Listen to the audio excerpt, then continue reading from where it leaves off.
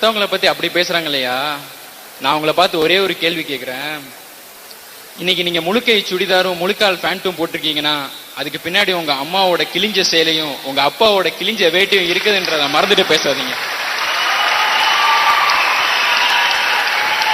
குடும்பத்தை பத்தி இவ்வளவு பேசுறாரு, இன்னைக்கு கட்டவரல புடிச்சிட்டு நடபழகிறதுல இருந்து நாளைக்கு கட்டையில போற வரைக்கும் உங்க கூடவே வர்றது உங்க குடும்பத்தினர்கள் மட்டும்தான் சார். நீ அழுவதை பார்த்து உன் பெற்றோர் சிரித்த ஒரே நாள் நீ பிறந்த நாள். ஐயா, விஷயத்துக்கு வரேன். போன வருஷம் கோயம்புத்தூர்ல ஒரு மாணவன் தனக்கு பிடிச்ச நடிகரனுடைய ஒரு படம் ரிலீஸ் ஆகல அப்படின்ற ஒரே காரணத்துக்காக தூக்கு மாட்டிட்டு இறந்து போனான். இது நம்ம எல்லாத்துக்குமே தெரிஞ்ச விஷயம். எதுக்கு சொல்றேன் அப்படின்னா, இன்னைக்கு இந்த மாணவ சமுதாயம் எந்த அளவுக்கு முட்டாள்தனமான ஒரு விஷயத்துல அடிமைப்பட்டு கிடக்குது அப்படின்றத நாம நினைச்சு பார்க்க வேணாமா? கொஞ்சம் யோசிக்க வேணாமா சார்? இன்னைக்கு யாராவது சொல்ல முடியுமா நான் சினிமாவை பார்த்து திருந்தினேன்னு? முடியாது சார். என்ன சொல்றாங்க, ஆல் ஓவர் அப்பன்ஸ்லாம் அப்படித்தான் இருப்பாங்க, நாம தான் வெப்பன்ஸ் வச்சு டீல் பண்ணணும்னு. இதுதான் உங்க சினிமா கத்துக் கொடுக்கிற பாடமா?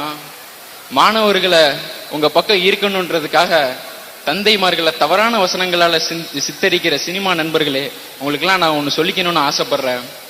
எத்தனையோ துன்பங்கள், துயரங்கள், கஷ்டங்கள், நஷ்டங்கள், அசிங்கங்கள், அவமானங்களை கடந்த பிறகும் ஒன்றுமே தெரியாதது போல் காட்டிக்கொண்டு குடும்பத்தின் மத்தியில் சிரித்துக் கொண்டிருக்கும் தந்தைக்கு நிகரான நம்பிக்கையூட்டும் புத்தகம் இந்த உலகில் வேறு எங்கும் இல்லை, எதிலும் இல்லை. ஐயா, நாம நல்லவனா கெட்டவனான்னு தெரிஞ்சுக்கிறதுக்கு முன்னாடியே அவளோட வயித்துல இடம் கொடுத்தவ அம்மா. அந்த அம்மா சொல்றாங்க, ஐயா டே வீட்டை அடமானம் வச்சிருக்கோம், நீ இப்படி பொறுப்பே இல்லாம ஊர் சுத்திட்டு வரியேன்னு. அதுக்கு அந்த ஹீரோ சொல்றாரு, சார் இந்த டைலாக் பேசுறாங்கம்மா வசனம், இந்தாரு வாழு வாழுன்னு கத்திட்டு இருக்காத, கழுத்தை நெரிச்சு ஸ்டவத்துல முட்டிக்கொன்னே புடுவேன். இதுதான் ஒரு தாய் கிட்ட பேசுற முறை. ஐயா, இதுதான் உங்க சினிமா கத்து கொடுக்குதா?